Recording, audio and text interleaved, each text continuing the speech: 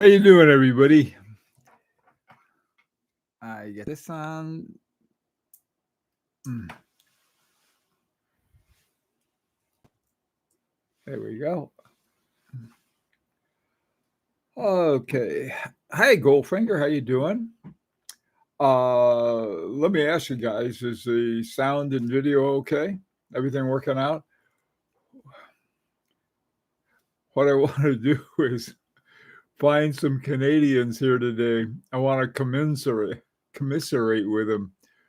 We have these dark, sort of overcast skies right now, and it's there are all of these forest fires up in Canada, and it's we're well some part of New England is right on the border with Canada. We're in the southern New England. You can tell by the southern New England accent. Anyway, man, I tell you, it's just sort of weird outside. Yeah, it's weird inside too. Hey neighbor, how you doing? John, DGB, Rancher, good grief. 3-digit temps here. Oh man.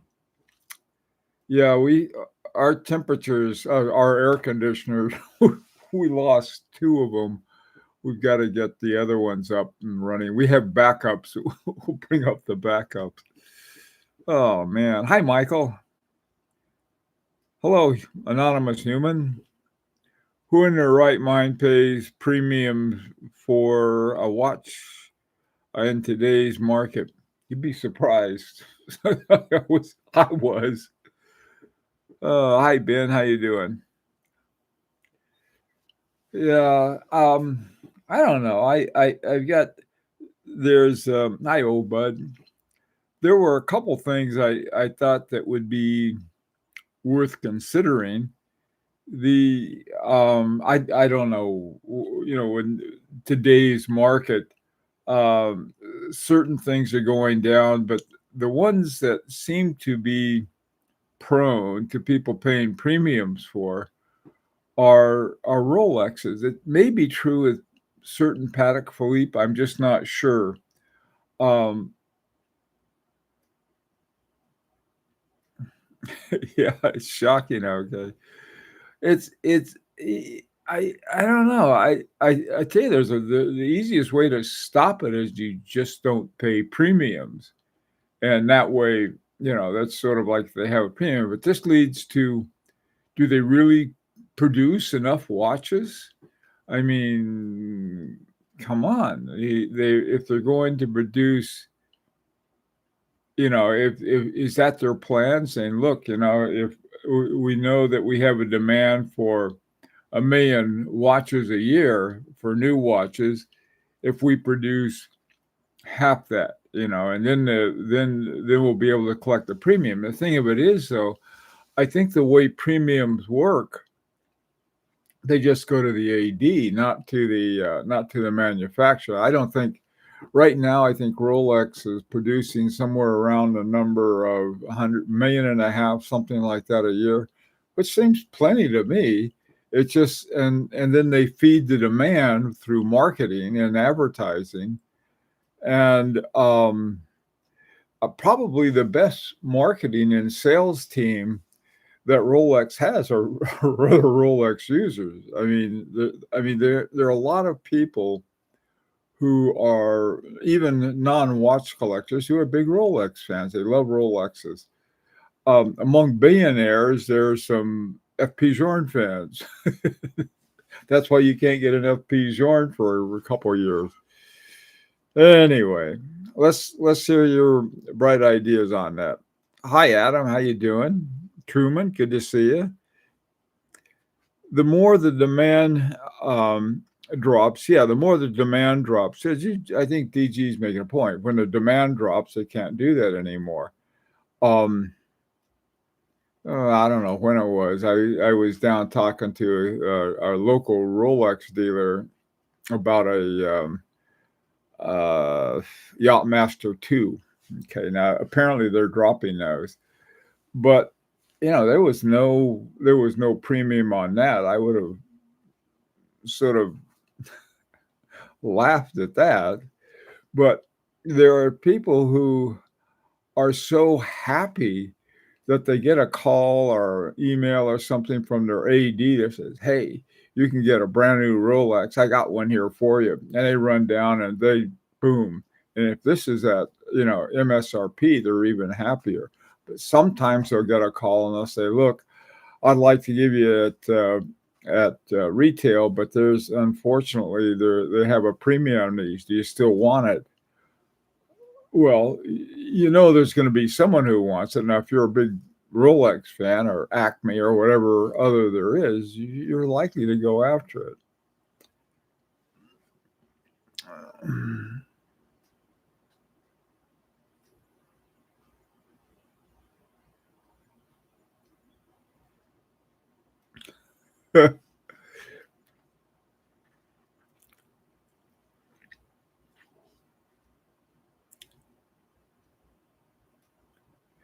Oh wow, anonymous! You got a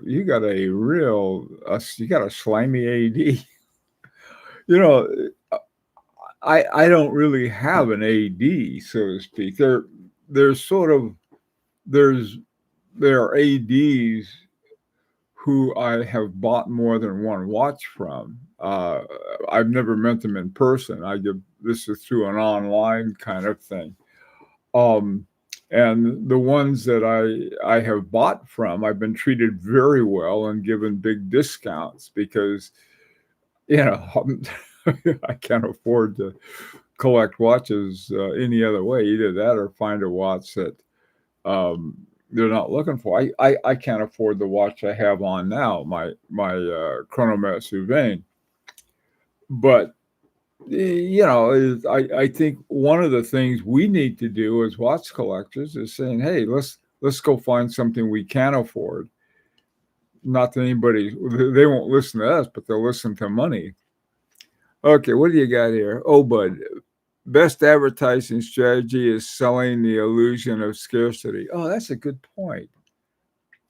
And exclusivity that may go along with it. you know, very good. Hi, Oscar. How you doing?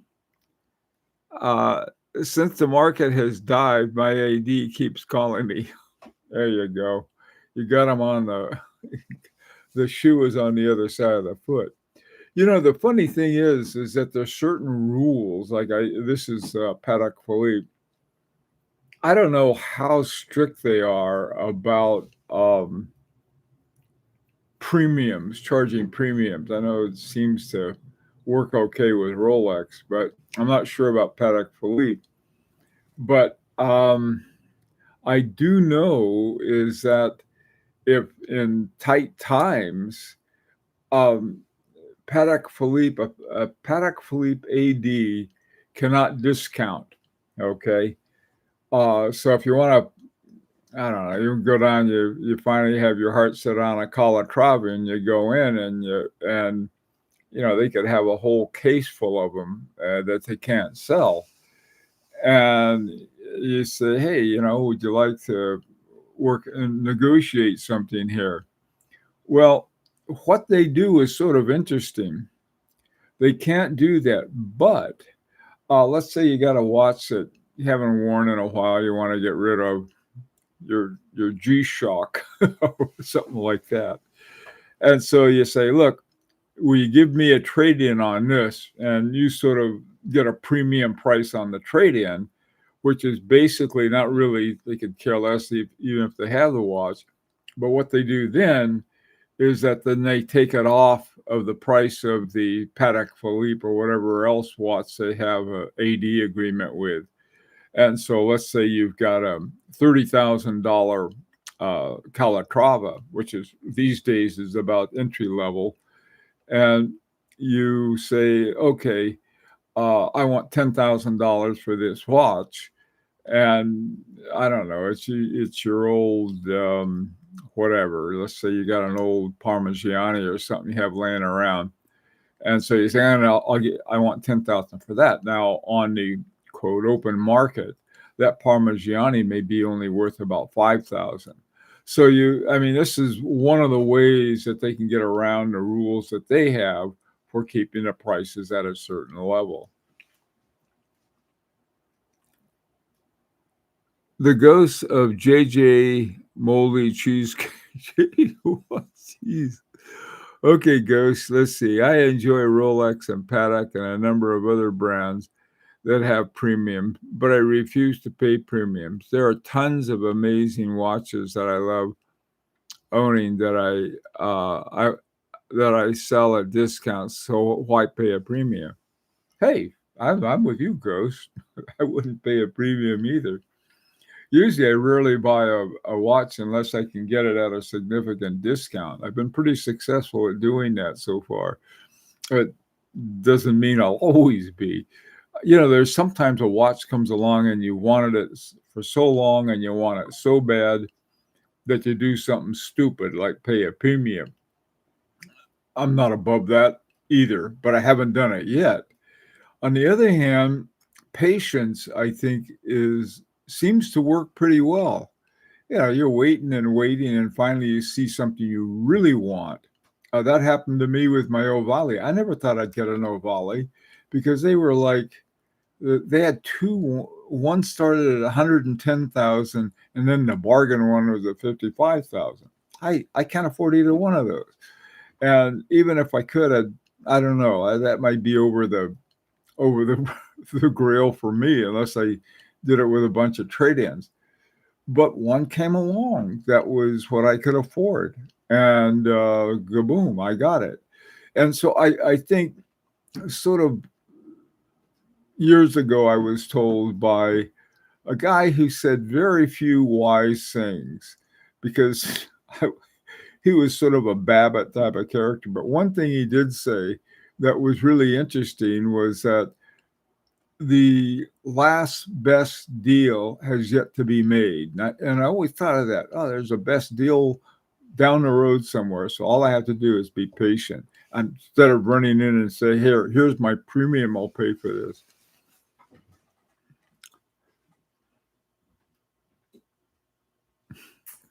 Hey, DGB, let's see. The demand is dropping. Just wait a bit. Yeah, that is, the demand will go up. The problem is, and Hodinky can testify to this, you're never sure when to buy and when to sell. I mean, they bought into a rising market and they thought, oh boy, it's going to keep on going. Well, it didn't. It just sort of whoop, and they bought it at the peak and then it went down and they're stuck with all these watches they couldn't sell that they had paid premium prices for. So, I mean, it would have been genius if they'd done it like right before the pandemic. They had bought all of these watches, and then when the prices went up, then they could sell them. Okay, what you guys have here? I was interested in getting into Patek, but the route I had to get the watch was literally insane. Yeah, I've given up on Patek Philippe's after 2009, but so the ones I look for are the ones before 2009, before they put silicon in them. And I found some the other day. Unfortunately, the ones I found and the ones I wanted, I've been spending. I'm broke. I'm watch money broke right now. So I have to, like have my nose up against the window like a lot of other guys. Hi, Andrew. How you doing? Ben? AD is the new used car. An AD is a used car salesman. Oh man, that's cold. Lucky Louie's used watch emporium, huh? Oh, geez. AP was actually a great AD.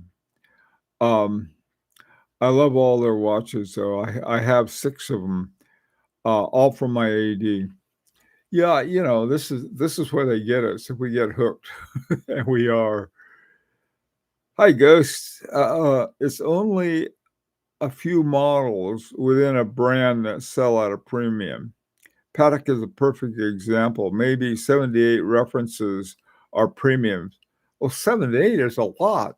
I mean, but you're right. They're not all of them. This is why I would have no problem not only getting a Rolex Yachtmaster 2, but I could get them at a discount. The Yachtmaster 2 is one they're dumping, and if one I happen to like, but I don't like, there's just other watches I like better for the same amount of money.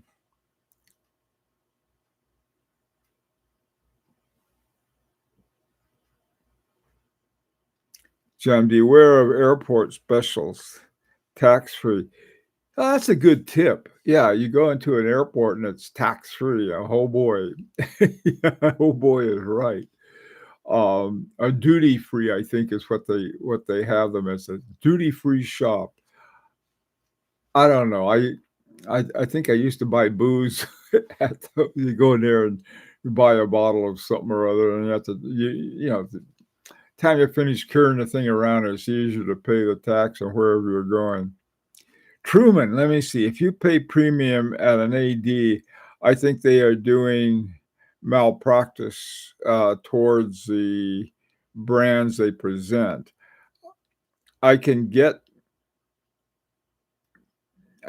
Bond the list for a Calatrava 6119, but I think I prefer a 5296 pre-2009 with a Geneva seal. Yeah, same here. In fact, that's the good thing about Patek Philippe. Easy to spot the ones without the silicon. You flip them over, and on the back, if they have a Geneva seal, that means they don't.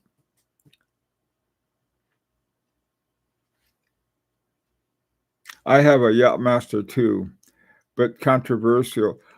Anonymous Human, I love the Yachtmaster 2. I have no idea why they're controversial. I have no idea. I mean, here you have, not to stick not to poke Rolex in the eye, but I really haven't seen a lot of innovation from Rolex in quite a while. But then you take a look at the mechanism that they did for the Regatta Countdown in the Yachtmaster 2. There's some really brilliant horology there. And,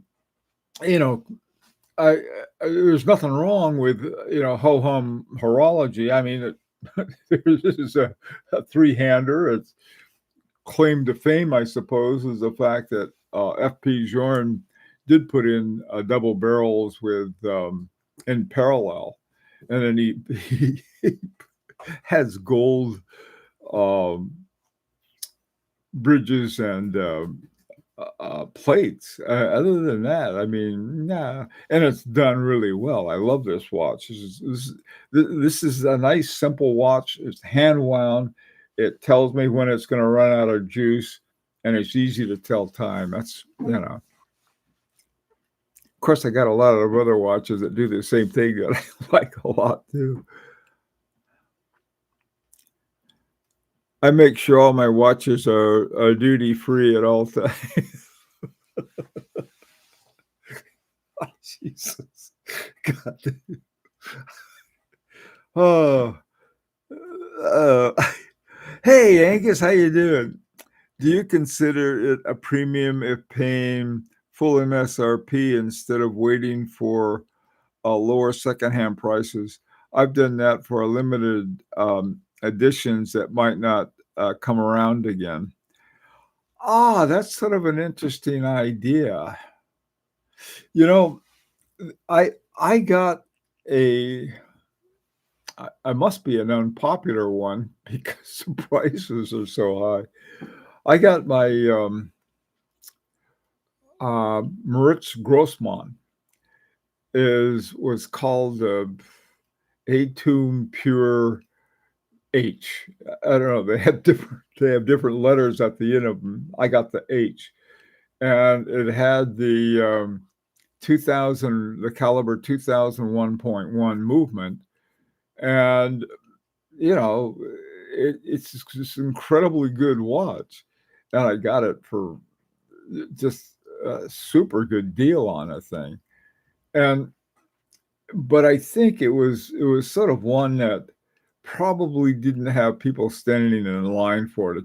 To be honest with you, the dial, what they did, they took all of the hands that are in the Grossman watches and sort of made a little collage of hands. Well, that's sort of cool, but sometimes it could be hard to tell the time with the hands that are used for telling time when you have a bunch of hands in the background. I still love that watch. So yeah, I guess that's very hard to actually read the time for me anyway. Yes, I think it's one of the more complex Rolex. Same with the Sky Dweller. Yeah, the Sky Dweller is another one. I think those probably are as far as complications are concerned, they got horological respect. But then you see something like, you know, complexity in and of itself isn't the marvel. To me, what it is some kind of ingenious implementation of a movement.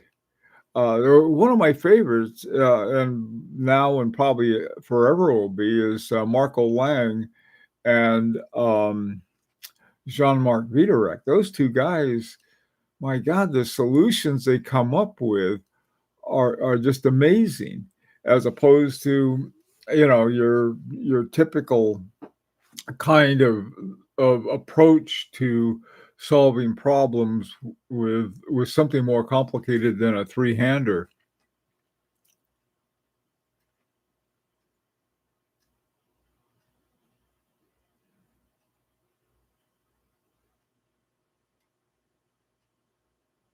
Hey, William. Good morning. How are you? Anyway, so I don't know. Like I said, I know that there's the image of scarcity is one thing. The reality of it is something else. And I think the scarcity that I would say, okay, I get this, is where the watchmaker is working on something. Let's say they put in a remontoire égalité, which I understand is a very difficult thing to implement. And so they put in a remontoire égalité. It takes them longer, and they don't have as many people interested in it. And so they charge more for it. Well, that makes sense to me. And the fact that they're not cranking them out, 1,000 a minute is okay. So there's a scarcity and a higher price you pay because you're paying for added craftsmanship. Hey, Tim. Good to see you. Bottoms up. I see you're having breakfast. Okay. So what else is on your guys' mind? What do we do other than hold our breath? Hey, John. Favre-Luba just changed presidents or other head of administration. This possibly better promoting their products. Once more, you were ahead of acquisition. Yeah, with my double barrels, I got 3 of them, broke one, so I got two and one. My Favre-Luba, yeah, they have. I don't know how. People talk about, well, you're gonna the double barrels and parallel is so easy to understand how it implements constant force that I'm very surprised that it's not implemented more. And then when you see it on something like a Favre-Luba, what's it called? It's not like double happiness. It's something, it's double something, is the name of the model with it. And it works fine. It keeps decent time. One of them works better than the other. One that's still not broken yet works better than the other. But Uh, yeah, they sold out from what I've seen, but they were like $100 a piece. They're not expensive watches. I don't know what they would cost new. I'm sort of trying to figure out if they're made in India or they're made in Switzerland. I think an Indian company owns them, but not sure about that. Hey, Truman. Only scarcity for me is the Benjamins. Yeah, yeah, those are the same here. Hey, and here and right on cue, here comes the Ben. Ben, what do you have to say? Do Cartier tank watches follow into the category of fashion watches with good horology? I wouldn't call them a fashion watch. I really wouldn't. They're the fashion to me. A fashion watch is like a fashion brand slapped on the dial on a God knows what movement, probably a quartz movement. But that's just sort of my own concept of it. I don't know what a fashion. If you have a company um, like Chanel, who has this movement manufacturer with part ownership in both FP Journe and Romain Gauthier. Whoa, is that's not the same thing as as Charlie Watches, who's knocking out, say, send me your logo and I'll make a watch with it. So there's sort of such a range in there. And then you have companies like Hermes, who owns a big hunk of Vaucheur. That is an interesting drama going on. I'd like to see what happens with that. LVMH apparently bought into Hermes, which is another interesting thing. And they have La Fabrique du Temps, which is their own movement maker. Plus, they own Bulgari, which I think has, and I know they have movements of their own, like the BVL 191. Who else do they have? Oh, of course, they own Zenith, and they have Defy Labs. I was going to call them Eruption Labs. They're into making these mule beaters. See how fast they can get. You take a 10 hertz watch that in order to try to get a better timing on it. That's like 1/1000th of what a quartz is. Quartz is like umpteen thousand hertz, and somebody's knocking himself out. You get 10 hertz that's just banging up all the gear train. I don't know. That's how come I like lower ones. Anyway, as far as Cartier tank is concerned, Cartier tank is one that is, to me, historically and all kinds of other ways, it's sort of out to me. I wouldn't say it's a fashion watch. Cartier is a jeweler, and so maybe it's a. I mean, look at Van Cleef and Arpels. Some of the things they've done, and look at all of the awards they've won. The movements that they've used have been Agenor. I don't know. I think a fashion brand, you better look under the hood before you call something a fashion brand. Either that or really specify, well, what do we mean by a fashion brand? Because they also make, like Hermes makes these scarves and ties. I have a Hermes tie.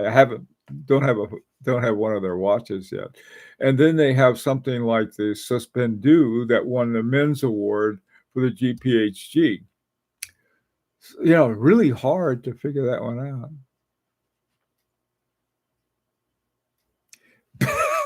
They have.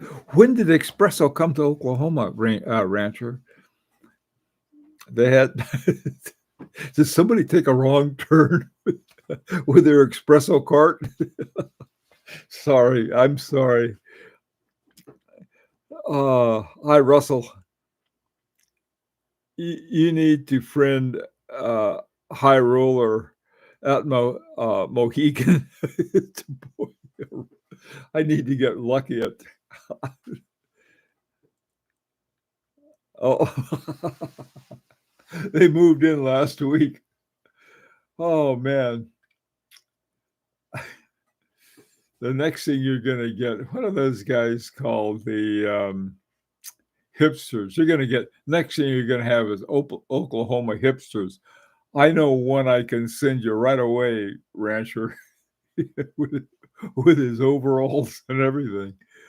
Truman, Valfleury, 1847, 1904, and Cartier's are not only high horology, but the 1901 in VC.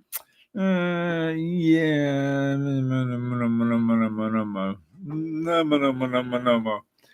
Valfleury, I don't know if I'd call them right off the cuff high horology. The 1847 and 1904. Why those numbers are those Cartier numbers? I'm not sure, Truman. I have I mean Cartier has there's I forgot what the number is, but their TRA are ones with a movement that was done by the company that made that was put together by F.P. Jorn and Valney Halter and those guys, but way back around the turn of the century, turn of the 20 into the 21st century. But that's a really interesting point. But the 1904 in VC, according to VC, and this is how come according to Vacheron Constantin, they fixed it up so it wasn't a Valfleury anymore, and so it was a true VC. So they put it in their base model of a 56. But I don't know. Do any of you guys have a Valfleury movement? They may be fine. I mean, the reason for doing it was economics. They used if they could use the Cartier movement, and that was what then it goes into Piaget and it went into some other ones, and they all use the same movement. Man, that would save a fortune in terms of tooling and everything else. And and since it's owned by Richemont, here was a big. This was all about the bottom line of Richemont. I don't think it had anything to do with high horology. Do you? Maybe I'm wrong. I don't know. Fashion watches, in my opinion, are simply watches with zero horological credentials. They're created. Yeah, that's my view too. I mean, VC makes the same movements to a higher standard with beautiful finishing. Yeah, that's probably. Yeah, I think so too. Truman, they have. But see, that's the only one of their movements. The only watches that don't have the Geneva seal are the 56 with the Valfleury movement. The 56s, even the day date, which is the next level, they do have the Geneva seal. So it's,